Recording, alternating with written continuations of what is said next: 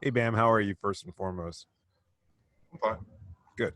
I was just wondering, we're starting to see a lot of players talk about maintaining mental wellness and the difficulty of that. And obviously, there are a lot of issues outside of the Orlando bubble that are impacting all of you as players and as people. But have you seen any of that amongst the team? Are you experiencing any difficulty trying to stay positive and focus on basketball with so much going on around you? It is because it, it, it's going wrong, and it, it's because our people, like our people, are being harmed. So it's kind of difficult to focus on basketball because we all have families at home.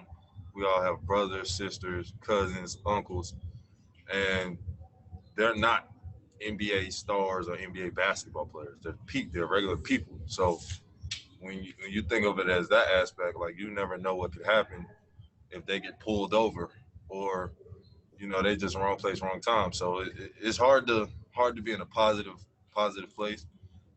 My main thing is just telling everybody stay safe and just just just just do the things necessary. Like just try to stay out of trouble. I know it's hard, but like it's one of those things where if we can just be mindful on a lot of things that's happening and how we can avoid those situations. I mean, I feel like it would help a lot of NBA players, kind of regain focus. Bam, Coach, how are you? Coach just told us that Wednesday night and Thursday were no place for basketball. Everyone needed to step away. There were far more important things. He said then that the team came in and worked well both on Friday and today. Obviously, your next playoff series could start as soon as Monday. From a basketball perspective, you will have been off for at least a week. From an emotional perspective, you've obviously been removed from the game also. What's this balance like? That this is the most important time, I guess, in society in recent years, but also one of the most important times for you guys as a team after starting back in October moving forward. What's that balance been like? Where do you think you stand basketball wise? Man, as a team, I feel like we have a great balance, and we're at a stage now where anybody can go talk to anybody, and we won't take it personal. Or if you just need somebody to talk to, it ain't even got to be between you and them.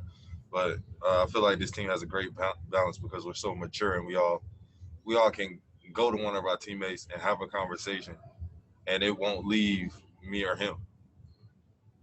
So I feel like we found a great balance of trying to focus on basketball, but obviously trying to find ways where we can stop social injustice and just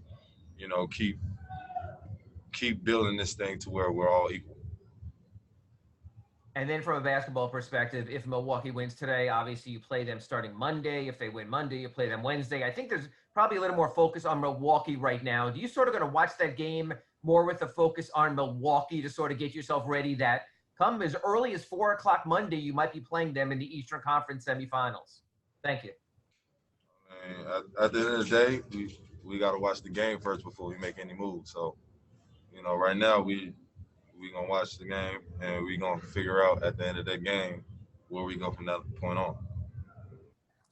Hey, Bam, I know you make fun of Udonis at times because of his age, but how helpful has it been to have him on your roster during this time, especially? I know there are reports out there how instrumental his voice was in those meetings. How helpful has it been to have him to turn to during these moments? That's a 17-year vet. It ain't that hard to figure out. What I mean, obviously he's been in championships. He's been in the finals. He's been in those situations where if he wasn't here in Dominus Haslam, who knows what could have happened. So he's been on both sides of the fence. So just having him talk and really to see everybody listen to UD is it's really a helpful thing for us because at the end of the day we're all trying to grow up and have such an impact like he does around the league. Ethan Skolnick.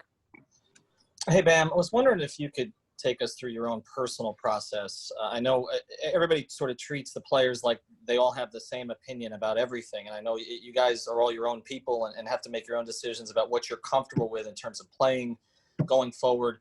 Could you kind of go through your process did you see the value in continuing and using your platform here, or were there ever any thoughts, you know what, this just isn't worth it at this time, that there's other things we need to address, and this season needs to stop? You know, me being young,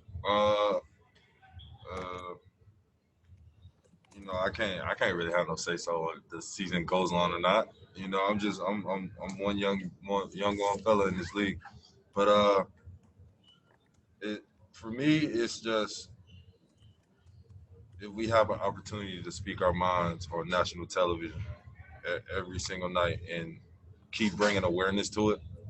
You know, I feel like a lot of guys who don't have certain a certain fan base, you know, they think about like it'd be great for us to be on TV, and then other dudes who have that fan base, you know, they can leave the bubble and go do whatever they want, and you know, make an impact because everybody knows their name. So, for me, you know, I was caught between the fence, man. I'm not even gonna lie. Like, I want to go back home and help people, but I also want to stay here and bring, you know, awareness through media, through being on TV. You know, I feel like we get a lot of eyes on us when we have certain walk-in fits that, you know, have like names or a statement across it or anything in that matter. So I'm on the fence with it. Thanks, man. Hey, Bam. You mentioned obviously you continually, like, just when you guys swept the Pacers post game, you kept obviously mentioning Jacob Blake and continuously doing that. The NBA Players Union and obviously an NBA, they agreed one thing was the importance of using the venues for voting. Can you just talk about how important that is, especially where people may not understand the importance of voter suppression? Just because you know, you don't have to go out of your way to vote, and you know, finding ways to make it easy for somebody to vote. I feel like that's the thing about it. You know, a lot of people, but because they're working and you know they have a job and they you know it's registration times or whatever. So just imagine you want to go vote, but your boss says you can't vote because I'll fire you because you got to work this day and that day. That's voter suppression right there at its best. Like my mom's went through it. You know, I seen it and didn't understand it when I was younger, but I get it now. And you know, to have those arenas open and getting those people in there safe and getting them to vote, it just changes the world. And it helps us, it helps them, it helps the United States, and it helps the world. Hey, Bam, this is a follow-up to Wes. You know, you mentioned the voting and getting that done. I know obviously the Heat has done a lot. They've kind of been at the forefront as an organization to support the movement. But I'm curious, after this meeting that you guys had as players, did you as a team at all approach Mickey with some more things that you wanted to see the Heat do as an organization that might help the cause even more? I mean, that's an in-house thing. You know, I feel like that's for us in the locker room and the staff and Mickey, and for us to go about. You know, I feel like that doesn't need to be, you know, said right now at this moment or later on until it's get finished. I got you. Thank you. All right, Bam, that looks like it's it. Thank you for your time. Black Lives Matter, people.